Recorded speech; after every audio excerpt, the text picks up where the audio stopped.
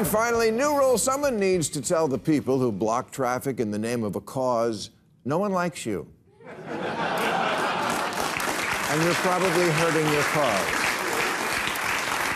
In case you haven't seen what's going on lately, activists for ending the war in Gaza have taken to gathering on roads and bridges and stopping commuters from crossing. It happened last week in New York and San Francisco, Chicago, Seattle. They also blocked traffic here on the 405, but no one noticed.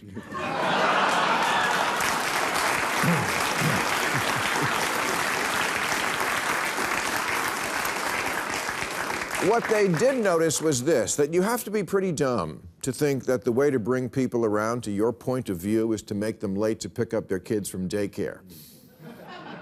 And that's what most normies are thinking. I have a kid. I have a job, and yes, I'm sure there are injustices on both sides in the Middle East, as there are injustices all over the world, but I'm going to be late for work, something you protesters on the bridge seem to have the luxury of not having to worry about, which seems kind of privilegey.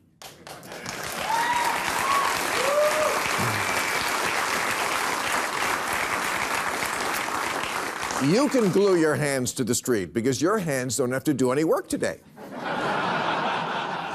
I'm not saying there aren't sincere passions about Gaza, especially among people from the region, but social justice warriors, for a lot of them it seems like it's more about the warrioring than about whatever the cause is. If you really cared about apartheid so much, which Israel does not actually practice, Arabs there vote, they serve in parliament, they sit on the judiciary, wouldn't you start with this?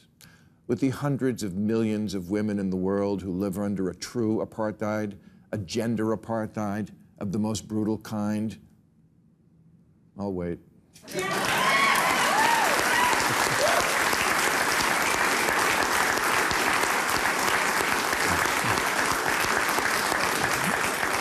Are you really speaking truth to power, or do you just think you look cool in a keffiyeh?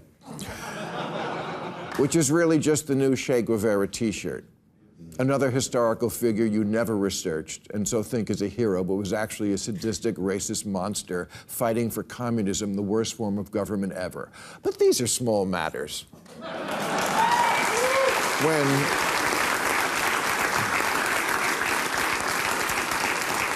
Small matters when activism merges with narcissism. Less about the cause and more about me. Look at me. Watch me. And if you like the way I'm fighting injustice, remember to like and subscribe.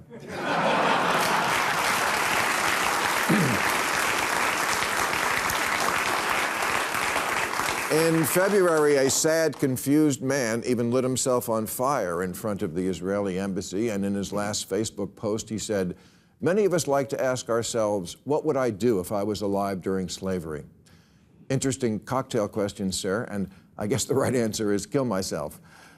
But it wouldn't have actually fixed the problem if General Ulysses S. Grant had immolated himself and his last words were, "Hey, Lincoln, are you using that log?"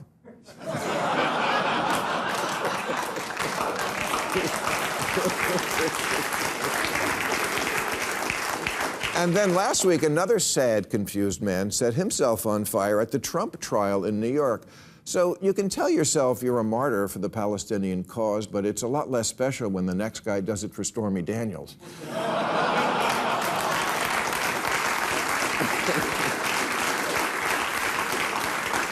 I don't want to diminish how sad it is that someone would take their own life for any reason, but maybe from now on, before anyone commits an act of civil disobedience, they should ask themselves a few questions, like, is the most important thing in my life something I hadn't heard of 6 months ago? Do I even know?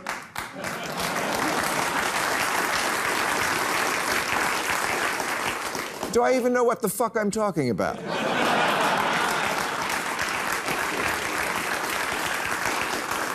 Am I really here for the cause, or is the cause here to bring you me?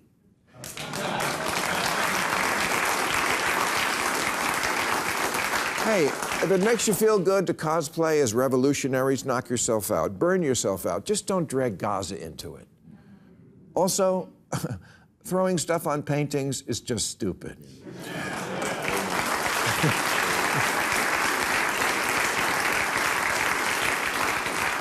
No one sees mashed potatoes on a Monet and thinks, he's got a point, I should recycle my cans.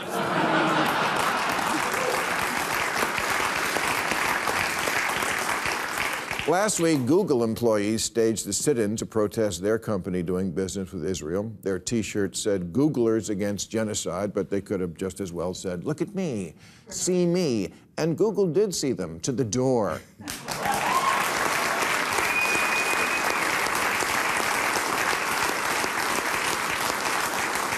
They fired all 28 of them the next day. Yes, Cojones Award coming to you guys next year. But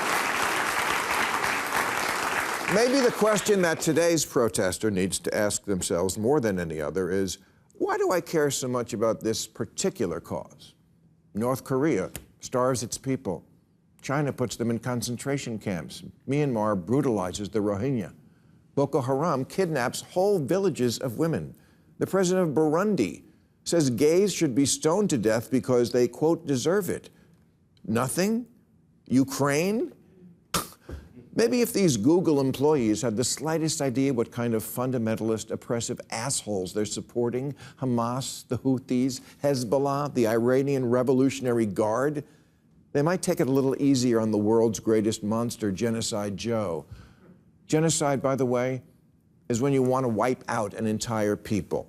That's the stated goal of Hamas. That's what from the river to the sea means. Hamas would do that to Israel, but can't.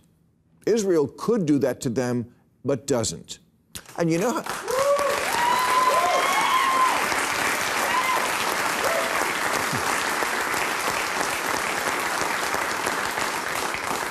how you could find that out? Google it.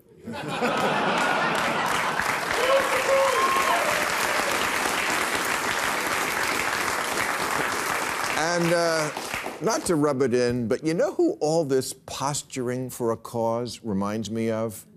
This fat guy from Florida who's always pretending that he's all about the cause of making America great again when plainly he's simply history's greatest attention whore. He's always finding some new injustice, from Obama's birth certificate to rigged elections, learning nothing about it and making it personal. So chew on that, my warrior friends. The person you most resemble is the guy who looks like he's always jerking off two guys at once. There it is, I got it in.